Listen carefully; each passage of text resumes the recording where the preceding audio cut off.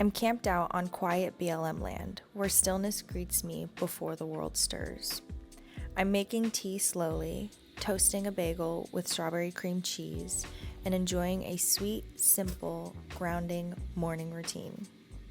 Today we're headed back into Zion, but this time we're taking the other path, the one you can't drive, the one you hike. We're catching the shuttle and following the curves of the canyon and walking the beginning trail to the edge of the Narrows. We won't be doing the Narrows hike today, but we want to stand on the edge and see where this hike truly begins. Hello and welcome back to the Community Beehive. Now that we have gotten ready and we are out and about, Indy is sniffing and enjoying herself. We are going to be going back to Zion National Park, so I threw the tennis ball, let her get some exercise, and now she's just sniffing around, enjoying herself. Of course, I'm drinking Celestial Seasoning, my favorite. This morning, I didn't really do much of a skincare routine because I felt like I did really good last night and my skin just felt good.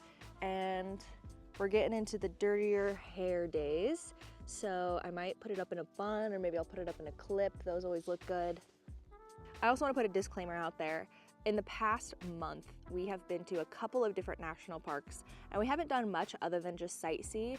And I know that in the summertime, I do want to come back and I want to do some hikes, but I want to do the hikes when it's beautiful because right now the world is not as lush and as green as it could be. And also it's just chilly and I hate hiking and then my hands getting cold. Like I would rather be hiking and be so hot that I have to take off like all of my layers of clothing down to like a bathing suit. Oh, the sun just came out. So beautiful. Also, I think it's really cool because I know that not everyone in the world is going to be eligible to hike. I know that I have some friends who have some disabilities, and so they are not able to get to some of the places that I'm able to get to. And I think it's really awesome that I'm able to reach out to them and let them know like, hey babe, I went on this journey or I did this, and if you ever fly here, you could totally rent a vehicle or, you know, go with some friends and still enjoy these beautiful national treasures without having to hike and still being able to admire them, because that was like something a couple of my friends had reached out to me. They're like, oh my gosh, like I totally wish I could go and do some of the things that you're doing, but you know, my body is just not eligible or capable of doing so. And I think it's really awesome that a lot of these national parks have a lot of accessibility. You could go to Glacier National Park and not do any of the hikes and still see some of the most beautiful, expansive views. Obviously, if you go on a hike, you're gonna get more remote, but even Zion, like there are so many national parks that you could literally just drive around. I think most of them are accessible via driving, and you don't have to do any of the hikes if you don't want to. And so that's been something that's been really fun to discover in the past few years of going to national parks, is they're a lot more accessible than I thought they were. And I thought it was like, oh my gosh, like I'm gonna have to strap up in my hiking shoes and the best clothes and all of this. Like, no, you can go comfortable and still see some beautiful things. And I think that that is absolutely incredible. I think everyone deserves to enjoy the national treasures that we have.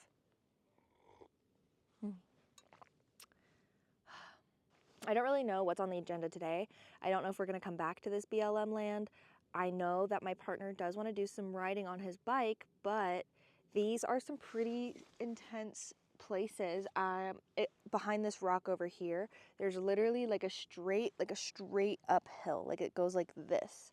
And you ride up and it's like literally like, you could just fall backwards.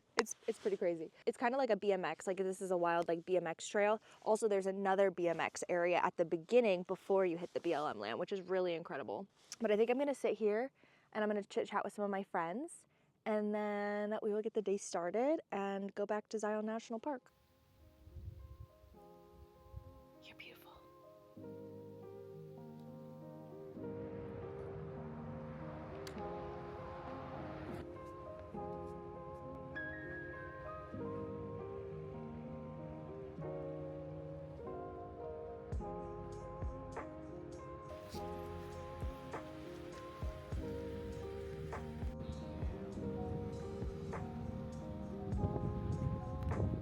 Hello. So we just made it into the park. I'm talking funny because I'm putting on my lip stain. And then I'm gonna do a little makeup And I'm gonna pack us some sandwiches. And then I'm also gonna make sandwiches and pack our hydro pack. And then we're gonna take the shuttle and then explore the park a little bit. I will see you with the finalized makeup look.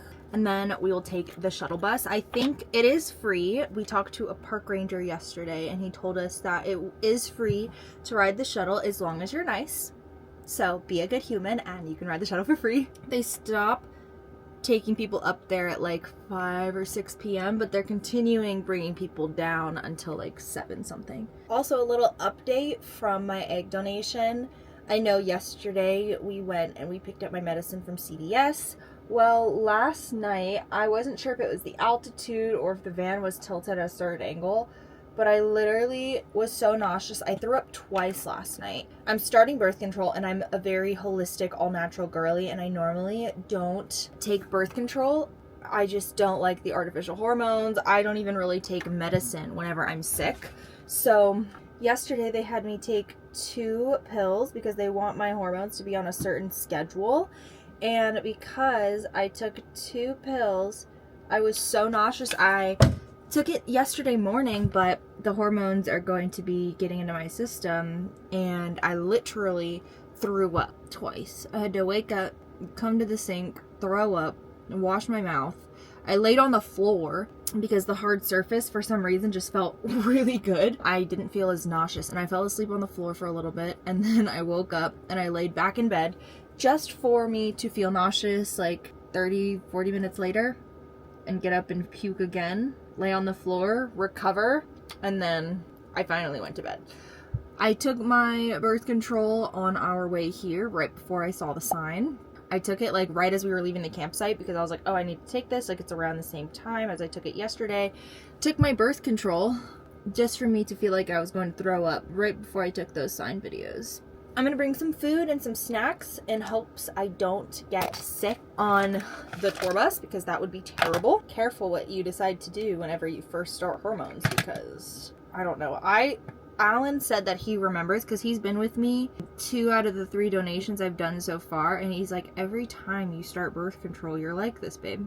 And I was like, really? I think I just block out my traumas. He's like, I think you do too. He's like, I started just observing. And he's like, and every time you start your egg donation and you get on birth control, he's like, you want to throw up everywhere. Well, I'm glad someone remembers because I forgot. And honestly, I literally thought it was the altitude until last night. And I was like, I feel nauseous. And he's like, yeah, you started your birth control today. And I was like, oh, that makes sense. That could be a reason as to why I'm sick. I'm gonna speed get ready and I'll talk to you guys when I'm getting my sandwiches.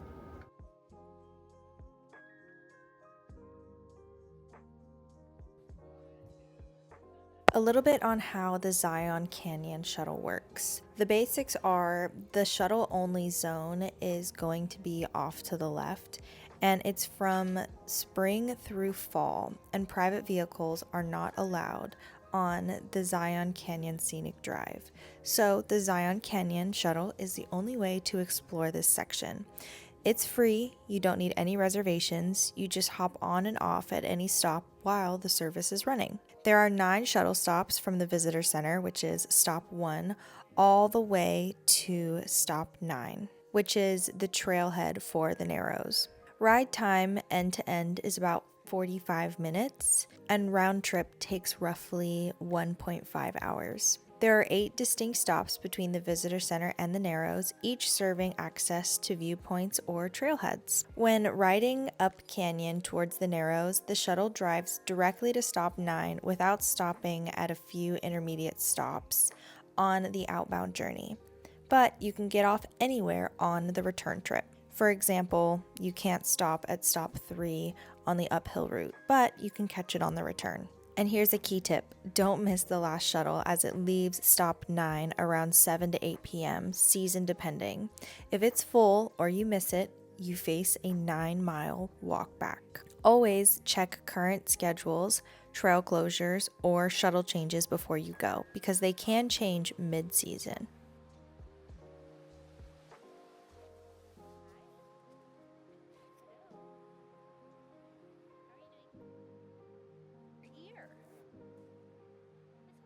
Welcome to the end of the trail right before you step into the nitty-gritty of the Narrows.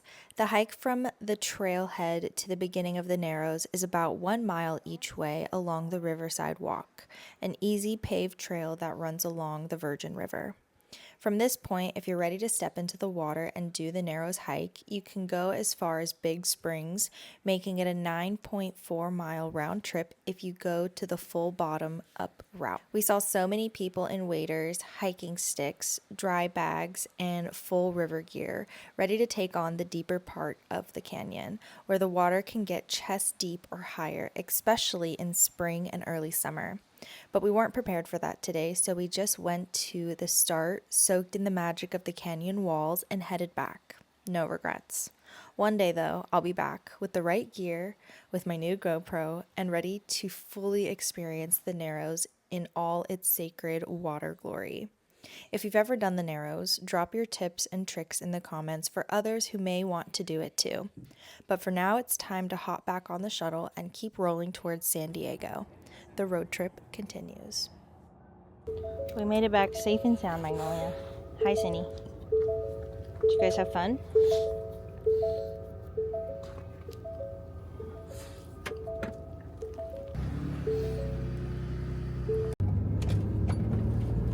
We jumped back into the van, leaving Zion behind as the sun began to dip. From here, we're headed towards Las Vegas, Nevada, a 2.5-hour drive just under 160 miles from the park. As much as I love every destination we've had the chance to slow down in, there are still countless other places I wish I had more time to explore. But even just passing them by as I soak up what I can, there's something sacred about watching the world shift out your window. The towering red rocks of Utah fading into the golden desert hues of Nevada. Growing up in the South, where the land is mostly flat, even the drive itself feels like an adventure.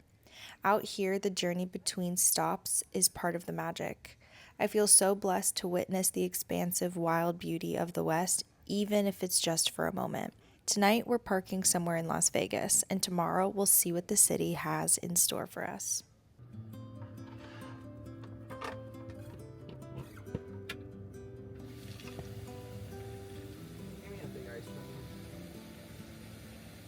The ice tray? Ice cream.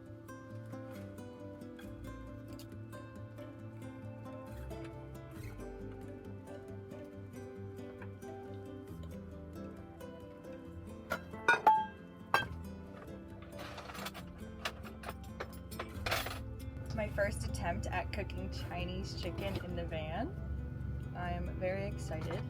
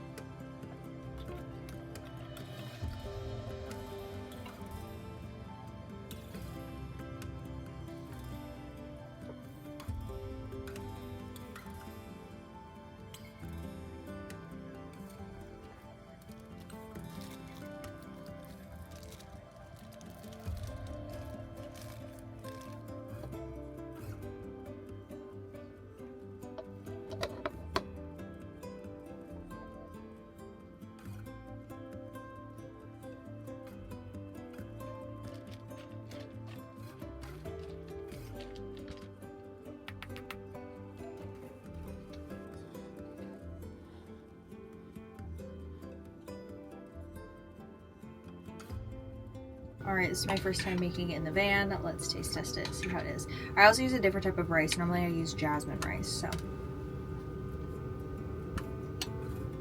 Cheers. Cheers.